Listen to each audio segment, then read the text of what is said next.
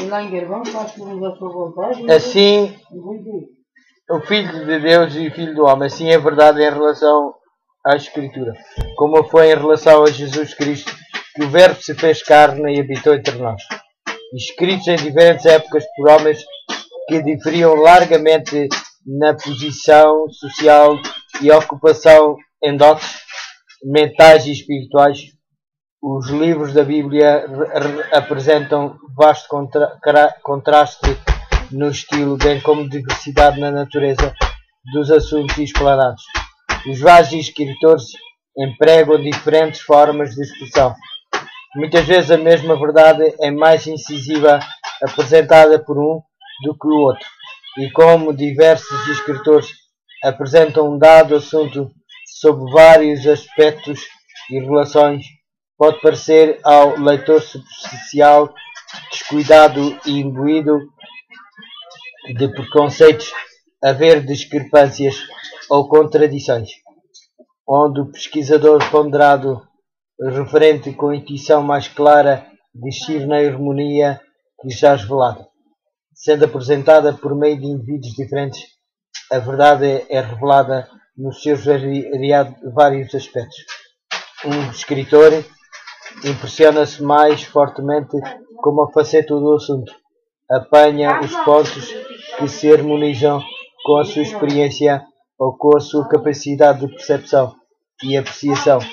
Outro aprende um aspecto diverso e cada qual, sob a direção do Espírito Santo, apresenta o que mais vivamente lhe impressiona o Espírito, resultando um aspecto diferente da verdade em cada um, mas uma harmonia perfeita no todo, e as verdades assim reveladas unem-se para formar um todo perfeito, adaptado de maneira a satisfazer as necessidades dos homens em todas as circunstâncias e experiências da vida. Deus foi servido de comunicar a sua verdade ao mundo por intermédio de agentes humanos, e Ele próprio, por meio do seu Espírito Santo, habilitou e capacitou homens para fazerem essa obra. Guiou a mente na seleção do que falariam ou escreveriam. Confiou o tesouro a vasos terrenos, sem contudo perder coisa alguma da sua origem celestial. O testemunho é transmitido mediante a imperfeita expressão da linguagem humana, sendo todavia o testemunho de Deus, e nele o dócil crente, filho de Deus, contempla a glória de um poder divino, cheio de graça e verdade.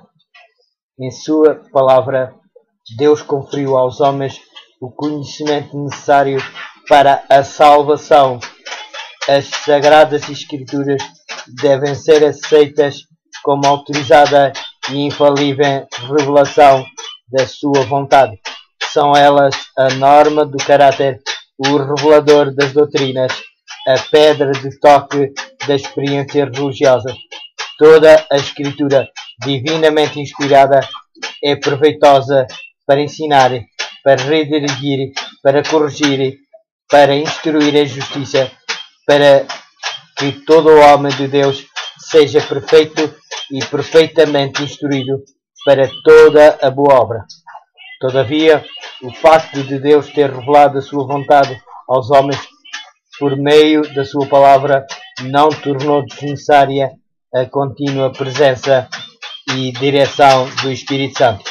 Pelo contrário, foi prometido por nosso Salvador para aclarar a palavra aos seus servos, para iluminar e aplicar os seus ensinos. E visto que foi o Espírito de Deus que inspirou a Escritura Sagrada, é impossível que o ensino do Espírito seja jamais contrário ao da palavra.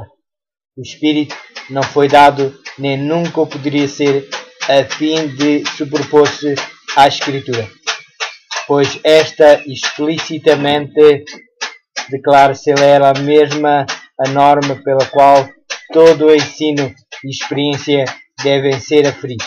Diz o apóstolo São João: não creiais a todo o Espírito, mas provai se os espíritos são de Deus, porque já muitos falsos profetas se têm levantado no mundo.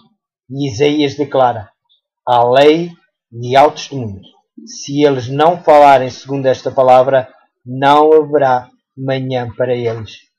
Grande vitupério tem sido lançado sobre a obra do Espírito Santo pelos erros das pessoas de certa classe que, pretendendo ser por ele iluminadas, professam não mais ter necessidade da direção da palavra de Deus. São governadas por impressões que consideram como a voz de Deus na alma, mas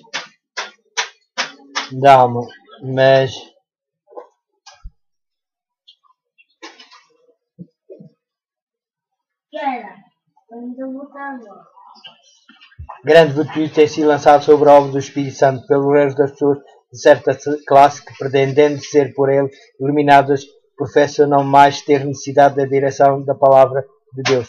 São governadas por impressões que consideram como a voz de Deus na alma, mas o Espírito que as dirige não é o Espírito de Deus. O seguimento destas impressões com negligência das Escrituras apenas pode levar à confusão, ao engano e à ruína. Serve simplesmente para favorecer os desígnios do maligno, desde que o ministério do Espírito Santo é de vital importância para a Igreja de Cristo. É um dos ardis de Satanás, mediante os erros de extremistas e fanáticos, lançar o desdém na obra do Espírito e fazer com que o povo de Deus negligencie esta fonte de poder que Nosso Senhor Jesus mesmo proveu. Da harmonia com a palavra de Deus deveria o seu Espírito continuar a sua obra durante todo o período da dispensação evangélica, durante os séculos em que as Escrituras do Velho Testamento, bem como as do Novo, estavam sendo dadas. O Espírito Santo não cessou de comunicar luz à mente individual, independentemente das revelações que deviam ser incorporadas no canone sagrado. A Bíblia mesma relata como, mediante o Espírito Santo, os homens receberam advertências, reprovações, conselhos e instruções, em assunto de nenhum modo relativos a outorgadas as Escrituras, e faz menção de profetas de épocas várias, de cujos discursos nada há registado. Semelhantemente, após a conclusão do canone das Escrituras, o Espírito Santo deveria ainda continuar a sua obra para esclarecer, advertir e confortar os filhos de Deus. Jesus Cristo prometeu aos seus discípulos: quando vier aquele Espírito de verdade, ele vos guiará em toda a verdade e vos anunciará o que há de vir. As Escrituras claramente ensinam que estas promessas, longe de se limitarem aos dias apostólicos, se estendem à Igreja de Jesus em todos os séculos. O Salvador afirma aos seus seguidores: e estou convosco todos os séculos até à consumação. Estou todos os dias convosco até à consumação dos séculos.